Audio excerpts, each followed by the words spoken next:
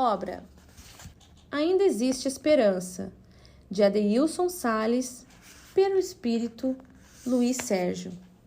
Capítulo 7. Evangelização Juvenil. Chegamos para a reunião na sala da mocidade. Chamava a nossa atenção o ambiente, leve, alegre e colorido. Um casal de jovens já havia se antecipado e o garoto afinava o violão, enquanto ela cantarolava a letra de uma música. Nesse instante, fomos agradavelmente surpreendidos por duas jovens entidades que em suas fisionomias não pareciam ter mais de 18 anos. Zoel? Tuco indagou emocionado. Tuco, que alegria ter você aqui em nossa reunião! Essa é a Mirna. Os cumprimentos foram efusivos, de pura alegria e contentamento. As apresentações foram feitas, e eu, que tenho a coceira do aprendizado dentro de mim, indaguei. Daqui a pouco, um jovem será trazido para essa reunião juvenil. Como ele será ajudado por vocês?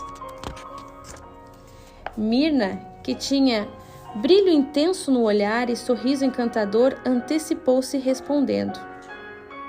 Na verdade, ele, assim também como os outros jovens que são trazidos para as nossas reuniões, começam a ser socorridos nas salas ambulatoriais na dimensão espiritual do centro espírita. Mas que tipo de socorro eles recebem? Eleonora questionou curiosamente. Os primeiros atendidos são os mesmos prestados para a maioria dos espíritos que se encontram em desequilíbrio. Passes calmantes são ministrados, a sonoterapia é aplicada para amenizar a rebeldia e muitas outras ações são possíveis dependendo de cada caso. Mirna esclareceu, encantando a todos pelo belo sorriso. Cada caso é um caso, Zoel complementou, mas se eles são atendidos lá, como todos os espíritos, por que necessitam passar por aqui? Tuco fez a pergunta que eu iria fazer. Quando retornamos ao mundo espiritual, após a nossa desencarnação, somos atendidos e readaptados conforme nossa condição de entendimento. As crianças recém-desencarnadas são atendidas por espíritos preparados para essa tarefa. Espíritos que tenham habilidade suficiente para auxiliar na transição e a readaptação da nova realidade. Ninguém passa por traumas e imposições. A volta para casa não é um processo mágico em que você deixa o corpo físico e readquire plena consciência sobre tudo. Não existem atalhos, existem caminhos pelos quais todos devemos transitar.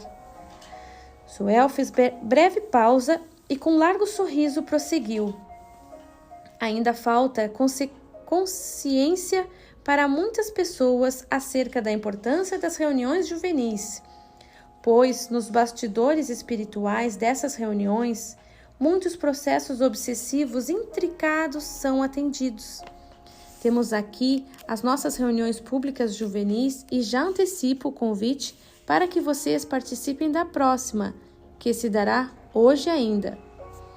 Olhei para o Augusto, que me sorriu com um contagiante otimismo.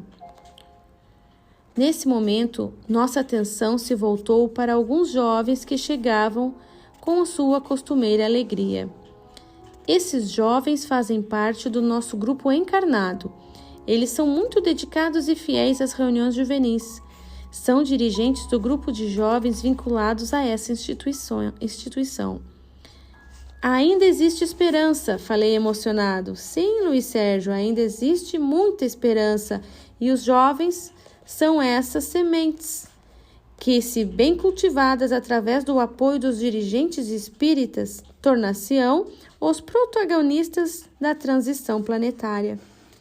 É verdade, Augusto. Eleonora concordou também emocionada. Na sala, então, estavam presentes 12 jovens encarnados. Esse é Edu, Zoel apontou o jovem, envolvendo-o em vibrações carinhosas. Ele é o dirigente juvenil desse núcleo e responde pelo Departamento de Infância e Juventude da Casa Espírita. Edu é portador de delicados recursos mediúnicos e é através de suas possibilidades psíquicas que atuamos nas reuniões pelos canais intuitivos. A sala tinha proporções bem maiores do que as vislumbradas pelos encarnados. Mais ao fundo, algumas cadeiras estavam colocadas, mas a disposição era observada apenas por nós. Zoel estendeu as mãos sobre a cabeça de Edu, centro de força coronário, que de pronto registrou a sua presença, sentindo leve torpor na parte frontal da cabeça.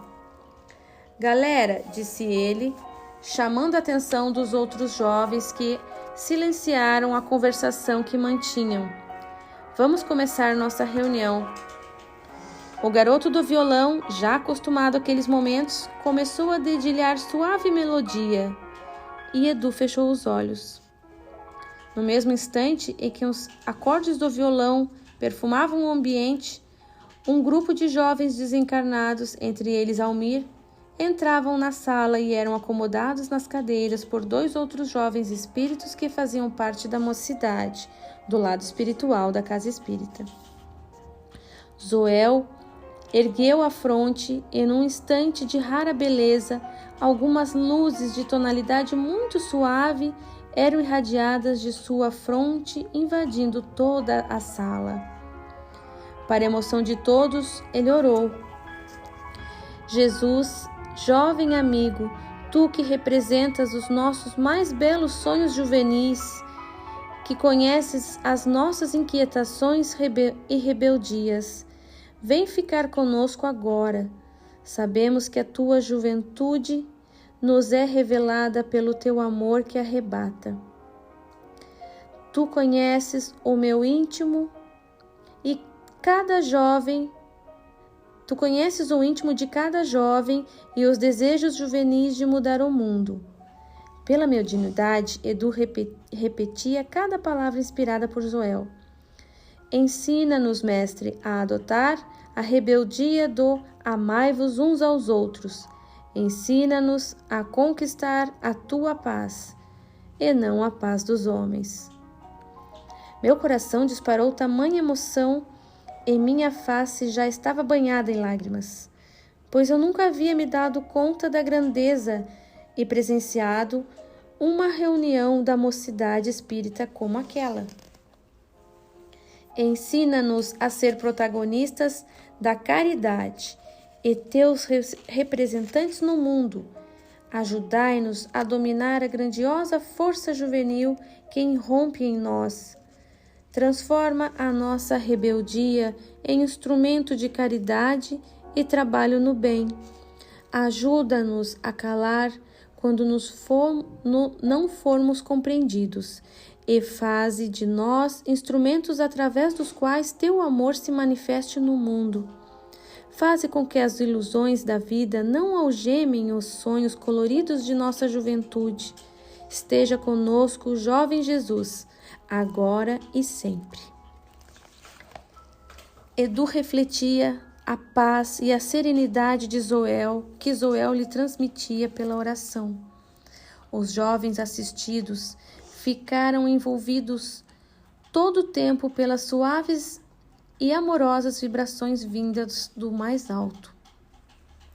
Tuco e Eleonora estavam de mãos dadas e de olhos vibrantes pelas lágrimas de júbilo e ventura. Augusto, da mesma forma, irradiava no semblante o quanto as palavras de Zoel o tinham emocionado. Mirna sorriu e Zoel intuiu Edu a leitura de uma página para a reflexão de todos. Então, pessoal, vamos fazer a leitura da mensagem para o nosso aprendizado? Não podemos nos esquecer que a nossa reunião tem desdobramentos espirituais, por isso, vamos manter o coração aqui. Nas cadeiras, alguns dos jovens espíritos já demonstravam sinais de inquietação. Almir estava quieto e pensativo. Os casos presentes eram os mais variados, mas todos eram caracterizados pela falta de educação espiritual. A questão da desvalorização da encarnação era ponto comum entre os jovens. Edu pegou um caderno de mensagens que Zoel vinha lhe inspirando há algum tempo. Aleatoriamente, ele abriu o caderno e disse: "Vou ler a mensagem que adaptamos para os nossos jovens do capítulo 5 de O Evangelho segundo o Espiritismo. A felicidade não é desse mundo. Não sou feliz. A felicidade não foi feita para mim", exclamava geralmente o jovem em todas as posições sociais. Isso, meus caros jovens, prova melhor do que todos os raciocínios possíveis a verdade dessa máxima do Eclesiastes. A felicidade não é desse mundo. Com efeito, nem a riqueza, nem o poder, nem mesmo a florida juventude são condições essenciais à felicidade. Digo mais, nem mesmo reunidas essas três condições tão desejadas, porquanto incessantemente se ouvem no seio das classes mais privilegiadas pessoas de todas as idades se queixarem amargamente da situação em que se encontram. Diante de tal fato, é inconcebível que as classes laboriosas e militantes invejem com tanta ânsia a posição dos que parecem favorecidos da fortuna. Neste mundo, por mais que faça, cada um tem sua parte de labor e de miséria, sua cota de sofrimentos e de decepções, donde facilmente se chega à conclusão de que a terra é um lugar de provas e expiações.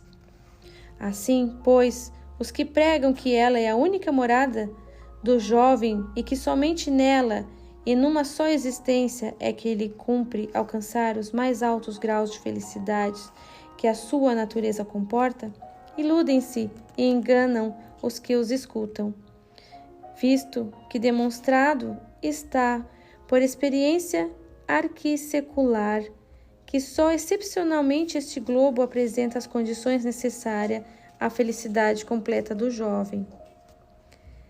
Em tese geral, afirma-se que a felicidade é uma utopia e cuja conquista as gerações se lançam sucessivamente, sem jamais lograrem alcançá-la. Se o jovem ajuizado é uma raridade neste mundo, o jovem absolutamente feliz jamais foi encontrado. A felicidade na terra é coisa tão passageira para o jovem que não tem como guia a ponderação que, por um ano, por um mês, por uma semana de satisfação completa, todo o resto da existência é uma série de amarguras e decepções.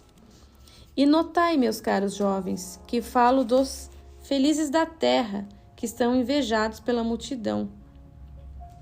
Por essa razão, que na vida da terra são comuns as provas e a adversidade. É importante compreender que, em algum lugar, existem mundos mais favorecidos, onde o espírito, mesmo limitado pelo corpo físico, possui em toda a plenitude os gozos possíveis à vida humana. Tal a razão por que Deus semeou no universo esses belos planetas superiores para os quais os vossos esforços e as vossas tendências vos farão gravitar um dia, quando vos achardes suficientemente purificados e aperfeiçoados.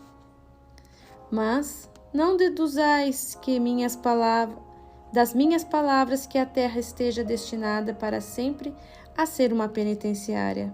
Não, certamente, dos progressos já realizados podereis facilmente deduzir os progressos futuros e dos melhoramentos sociais conseguidos, novos e mais fecundos melhoramentos.